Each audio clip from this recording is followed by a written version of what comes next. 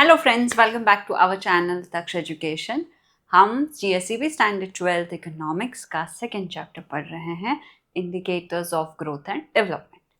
In the last lecture हमने देखा था इंडिकेटर्स ऑफ डेवलपमेंट में first indicator that is national development में कितना ग्रोथ हुआ। Second indicator of economic development is growth rate of per capita income. क्या होता है पर कैपिटा इनकम? तो नेशनल इनकम क्या होता है। तो कंट्री के लोगों ने पूरे साल में मिलके कितना इनकम कमाया, that is your national income. अगर नेशनल इनकम को तुम टोटल पॉपुलेशन से डिवाइड करो, यू विल गेट पर कैपिटा इनकम। ऐसे अगर तुम्हारे फैमिली का national total income 10 lakh rupees है और फैमिली में 10 लोग रहते हैं, तो पर पर्सन कितना इनकम हो गया? 1 लाख रुपीस।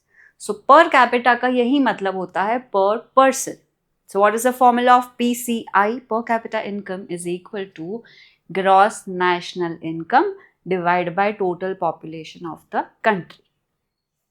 जैसे तुमने एनआई में देखा था, अगर एनआई ग्रो कर रहा है तो कंट्री डेवलप कर रहा है।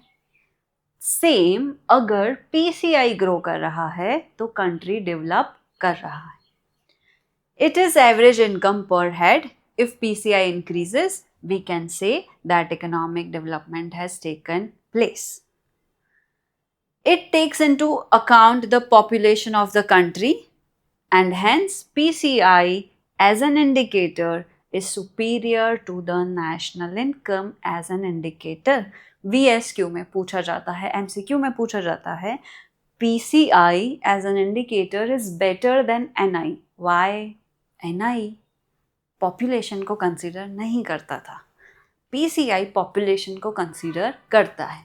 That is why PCI is better indicator of growth. Okay, the experts of UNO, United Nations Organisation, have recommended PCI as an indicator of economic development. कहाँ से आया है पीसीआई? किसने रिकमेंड किया है?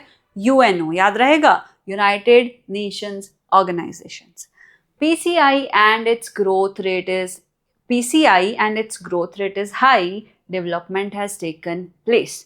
अगर PCI fast grow कर रहा है, development fast है. If PCI slow है, development slow है.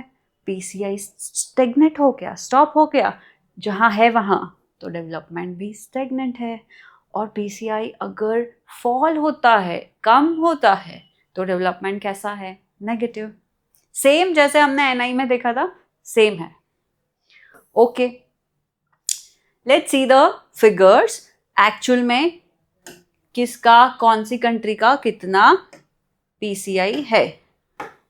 तो PCI at purchasing power parity according to 2014 data, और ये पीसीआई कौन से टर्म में है? यूएसडी में, यूएस डॉलर में।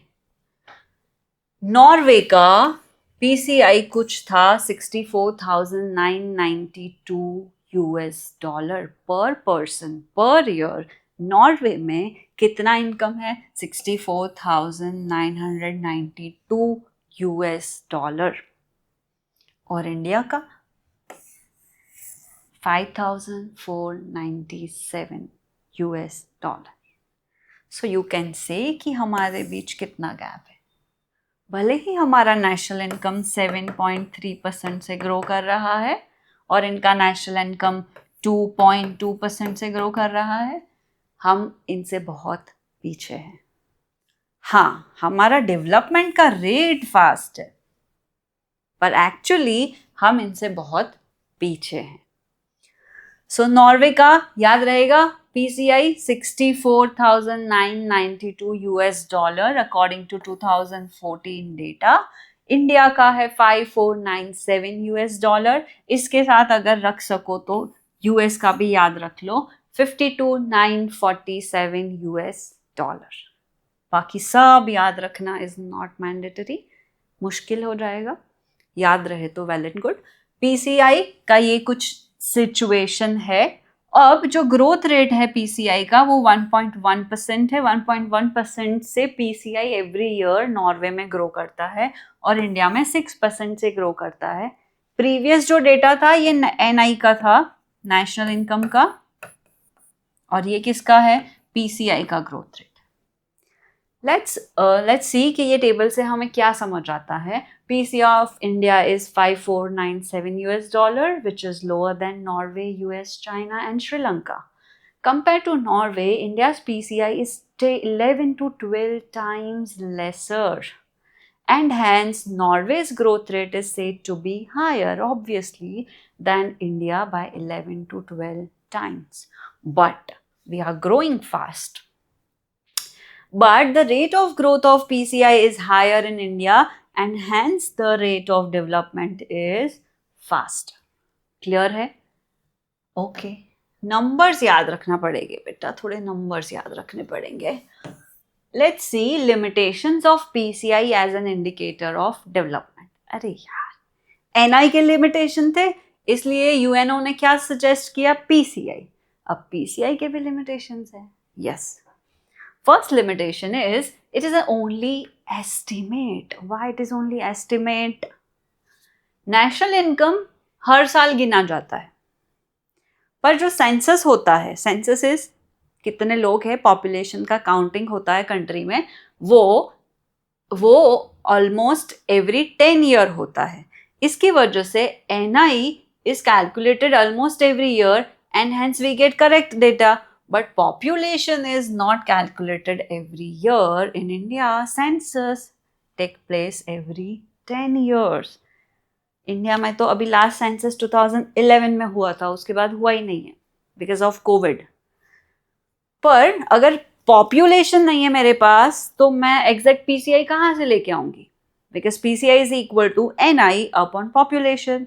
अब NI तो एवरी ईयर कैलकुलेट करते हैं, पर पॉपुलेशन एवरी ईयर कैलकुलेट नहीं होता है, तो हम क्या करते हैं? एस्टिमेटेड पॉपुलेशन लेके गिन लेते हैं.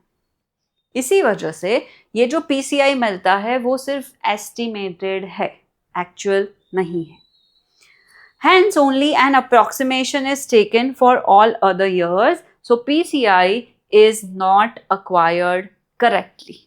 Clear है? Second limitation is difficulty in calculation of NI and so PCI. हमने देखा था NI को कैलकुलेट करना टफ है because of various reasons. अगर NI ही करेक्ट नहीं है तो PCI कहाँ से करेक्ट होगा? सिंपल याद रहेगा. Yes. In the same way, whether PCI should be at current price or constant price, वो भी एक प्रॉब्लम है. Related difficulties make it difficult to know the real situation. PCI को कौन से रेट पे ले, करंट प्राइस पे या कांस्टेंट प्राइस पे, ये भी दिक्कत है. So second PCI is difficulty in calculating it. Third is PCI shows only an average. बहुत बड़ी बात है. क्या होता है PCI बेटा? National income divide by population. अब अगर इंडिया की नेशनल इनकम जो होगी ना, उसमें मेरे इनकम भी होगी, अंबानी, अदानी, टाटा की भी इनकम होगी, ऑटो ड्राइवर की भी इनकम होगी, कोई स्टोर वाले की भी इनकम होगी, सबकी इनकम मिला के NI बनता है.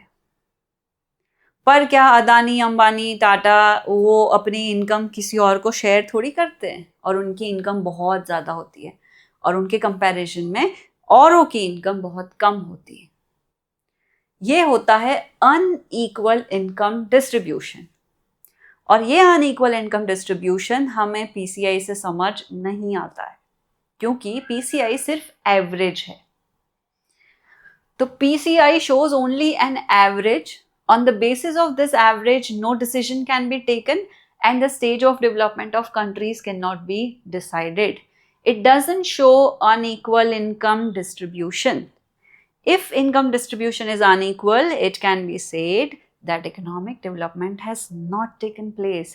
और जो होता ही है, हमारी कंट्री में इनकम डिस्ट्रीब्यूशन बहुत अनइक्वल है और वो PCI देख के समझ नहीं आता. जैसे कि अगर आप बोल रहे हो कि इंडिया का PCI $5,000 है, क्या सबका $5,000 है?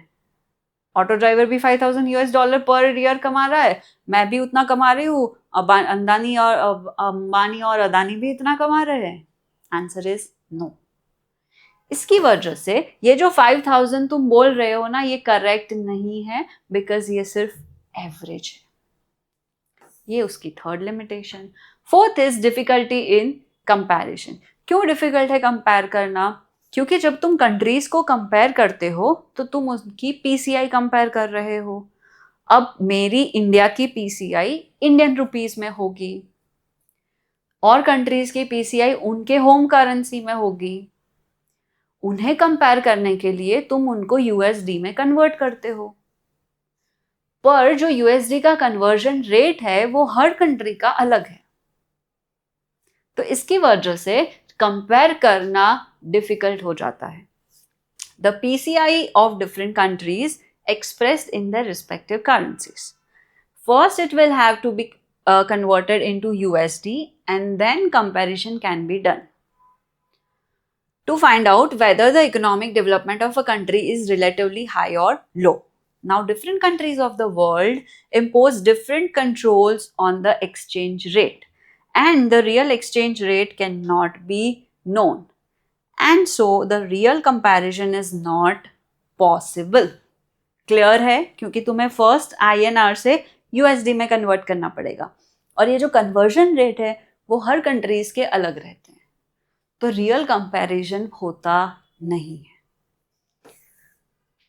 डिसेप्टिव इंडिकेटर, डिसेप्टिव है, क्लियर नहीं बताता है। पीसीआई ना जो दिखाता है उससे कहीं ज्यादा चीजें छुपाता है। जैसे अभी हमने डिस्कस किया कि तुम बोल रहे हो कि इंडिया का पीसीआई 5,400 समथिंग $, है, तो इंडिया का हर पर्सन, हर बंदा इतना नहीं कमा रहा है। किसी का बहुत ज्यादा है यूएसडी में, किसी का पीसीआई बहुत ज्यादा है और किसी का पीसीआई 5,000 तक तो कभी पहुंचता नहीं है। इसी वजह से it is deceptive. PCI as an indicator hides more than reveals. अगर पूछे एक्सप्लेन तो तुम्हें ये समझाना है अनइक्वल इनकम डिस्ट्रीब्यूशन यहाँ पता नहीं चलती है। So PCI of the country is not actual income of its citizens and so it hides more than it reveals and hence it is not a correct indicator. अरे यार NI correct नहीं था, तुमने पीसीआई लेके आए। अब PCI में भी कुछ प्रॉब्लम्स है, तो हम कोई एक और इंडिकेटर डिस्कस करेंगे in the next lecture. See you in the next lecture. Thank you for watching.